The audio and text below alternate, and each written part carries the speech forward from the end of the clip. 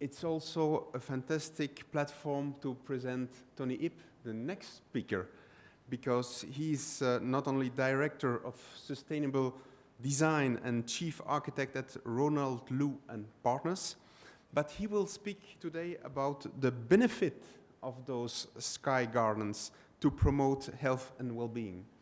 So why we are looking for sky bars in our hotel or in our ICC tower or the EFC tower to promote our own health, I think that also those sky gardens can bring a lot of health to the patients who will use those hospitals.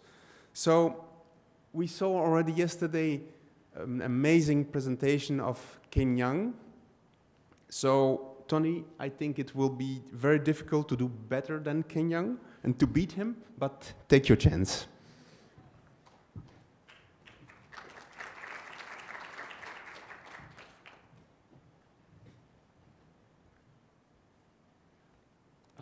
Ladies and gentlemen, good morning. Thank you for the very kind introduction.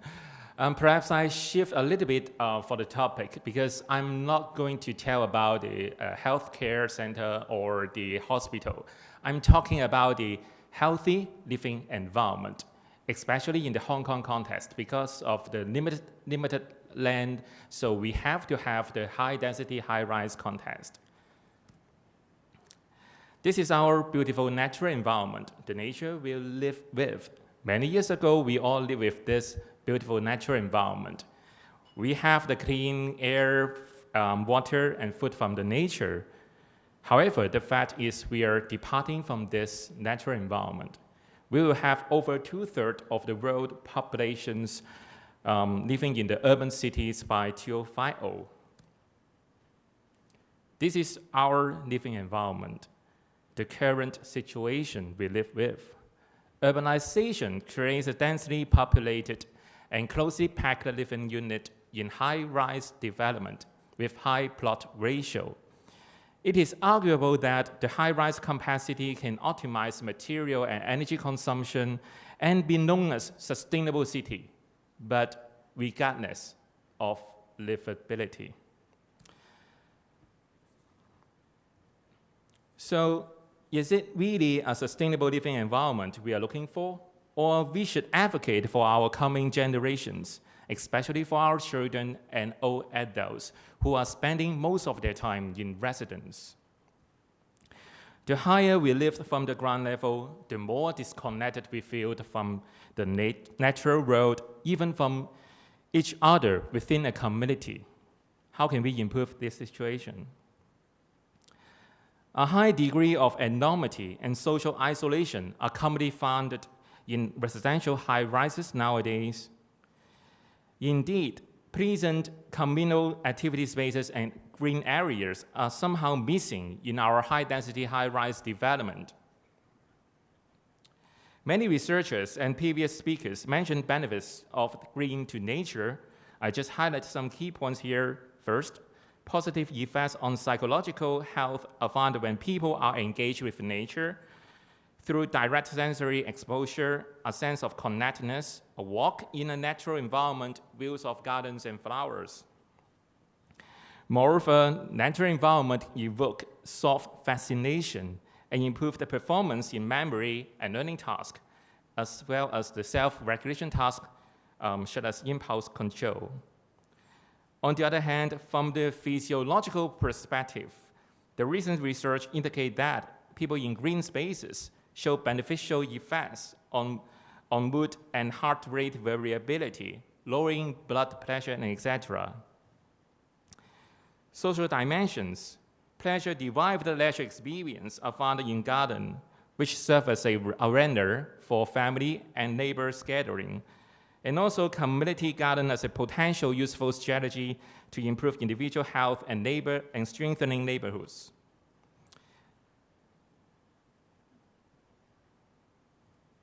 Ecological performance.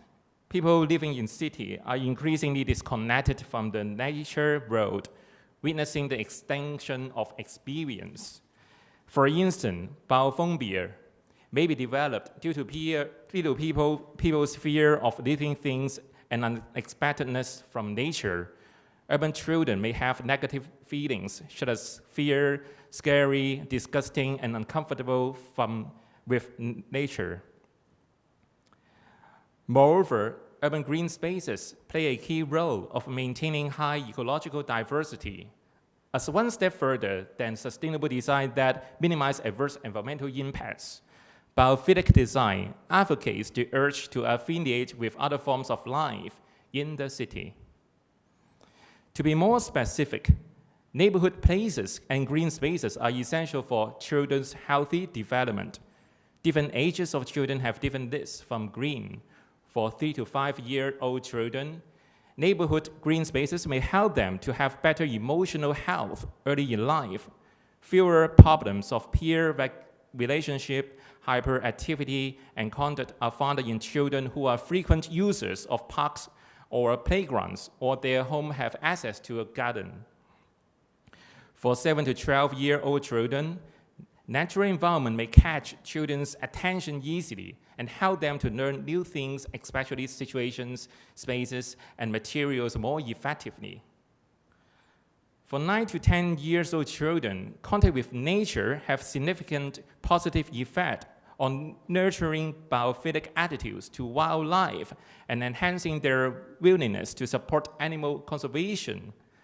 Activities with nature, such as picking fruits, planting seeds, or taking care of vegetables, improve people's pro-environmental attitude.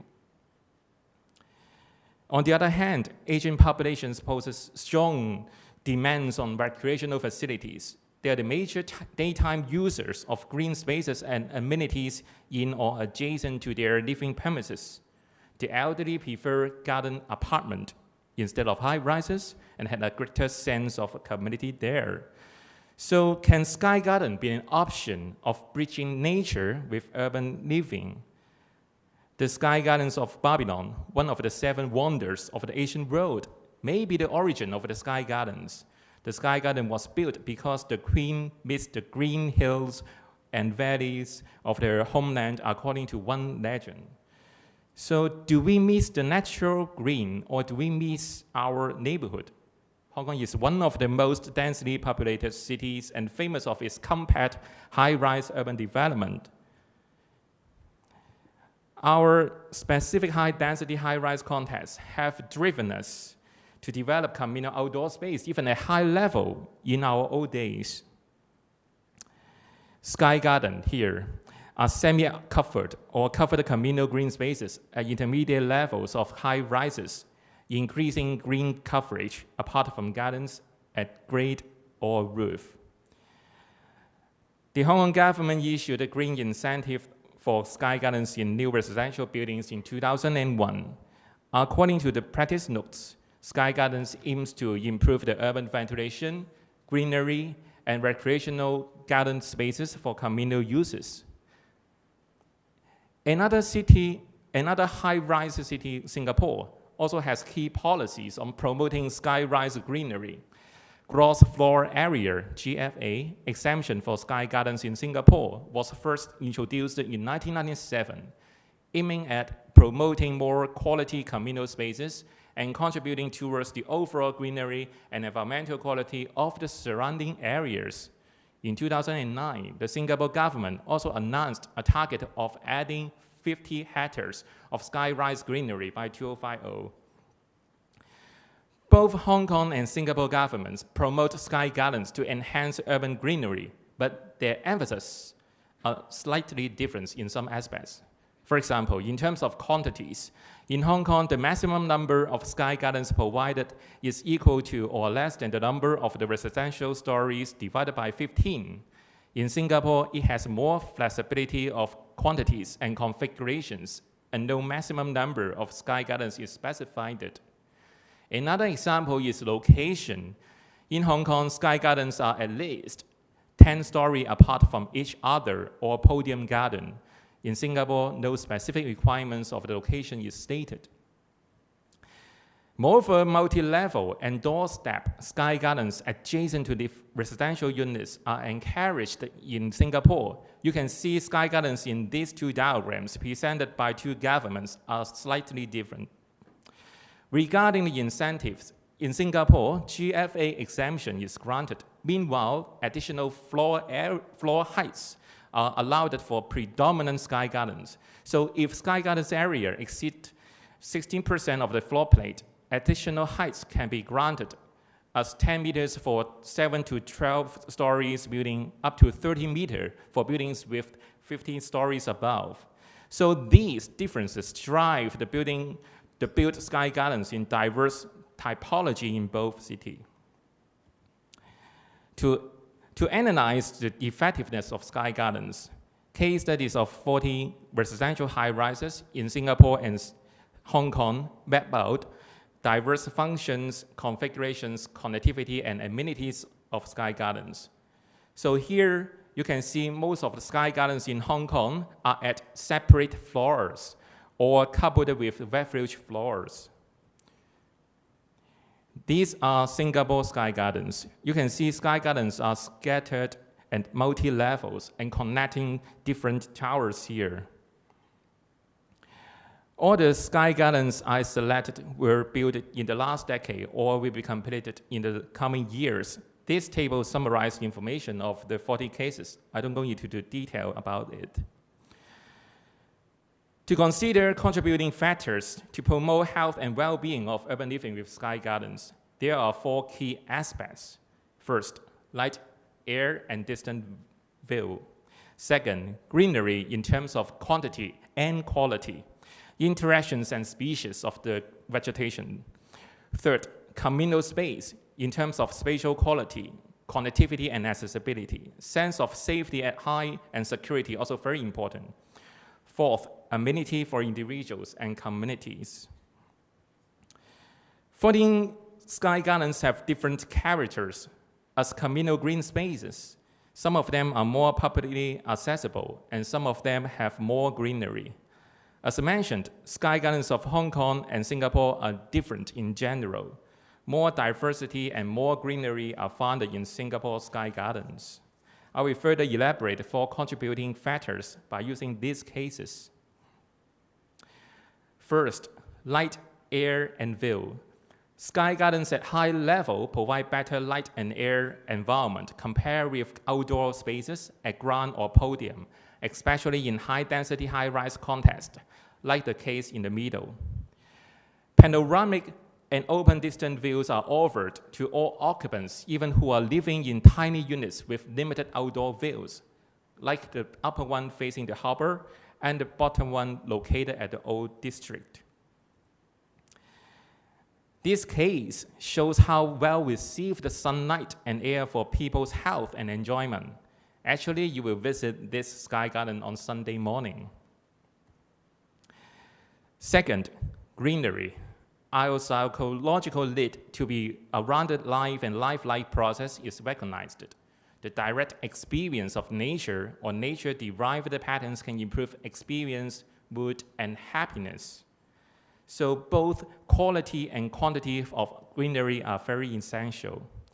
Extensive greenery in a deliberately designed vegetation volume can create desirable outdoor thermal comfortable environment and visual buffers from densely populated surroundings.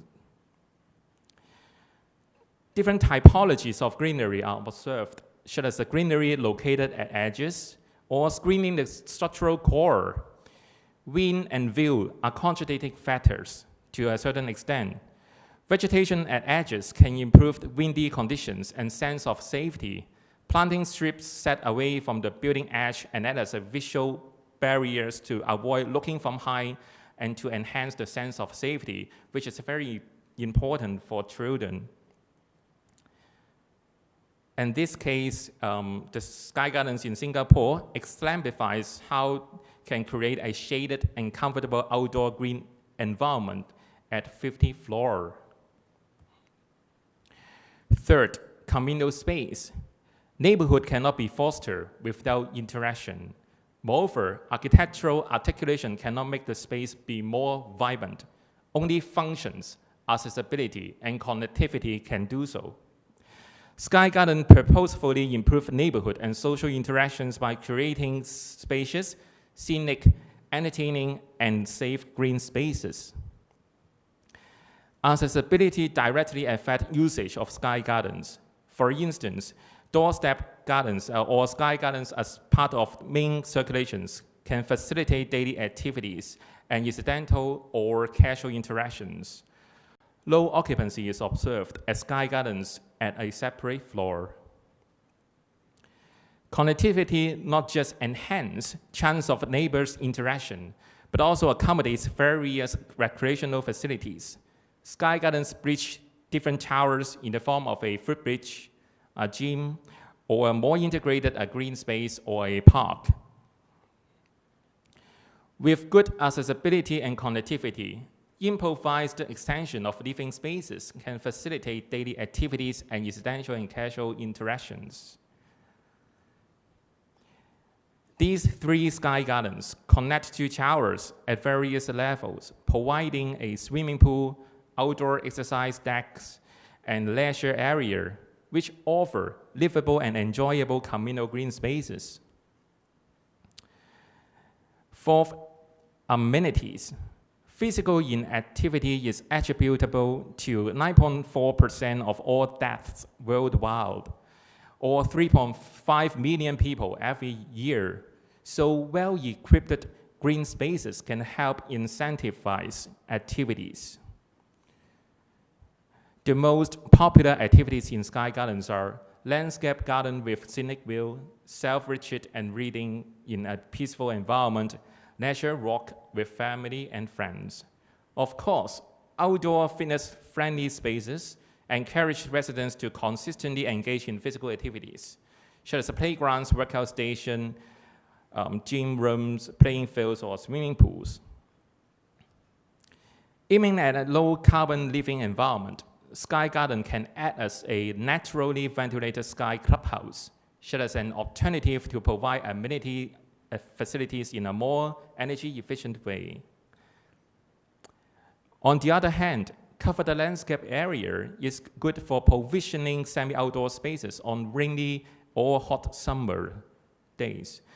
Well-designed sky gardens can offer desirable outdoor thermal and wind environment. Even you can play table tennis there. However, property management also plays a very key role to determine what can do and cannot do on sky gardens, such as this example shows no food or drink and not allowed to bring dogs and pets on sky gardens, which may discourage residents to go there. Amenities for kids are rarely found in sky gardens. Although children are the key daytime users, less than 1/4 cases have children playgrounds. Apart from this kind of children amenities, any other design considerations of advocating children-friendly living environment?